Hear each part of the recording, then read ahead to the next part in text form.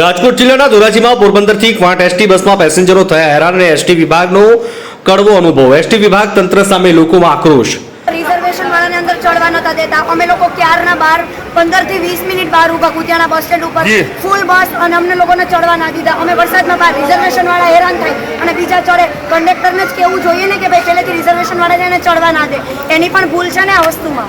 અમે સરકારને એમ જ કહીએ તમે બસો મૂકેલી તો એ બધી બસો ગઈ ક્યાં? કેવા હેરાન થો છો તમે? કેટલાક દર્દીઓ? અંદર 62 વર્ષના મારા સસરા બેસેલા છે, એમની સીટની બાજુમાં 4 માણસ ઊભેલું છે।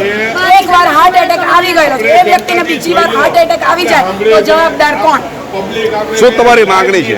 અમારી માંગણી એટલી જ છે કે અત્યારે વધારાના જેટલા બી બસો છે બધાને અલગ બસની વ્યવસ્થા થવી જોઈએ। અને બીજી વાત, આ માંગણી ખાલી આજ પૂરતી નથી કે મારી બસ પૂરતી પણ નથી, પણ એક જાગૃત નાગરિક તરીકે આપણે સરકાર પાસે એટલી જ આશા રાખીએ છીએ કે જેટલી બી બસ ઉપડે, ચાહે પોરબંદરની હોય, કવાંટની હોય, વડોદરા, સુરત, અમદાવાદ, એસટીની કોઈ પણ બસ હોય, ફક્ત સીટ જેટલી હોય એટલી જ સીટ પૂરતી જ મર્યાદિત હોવી જોઈએ।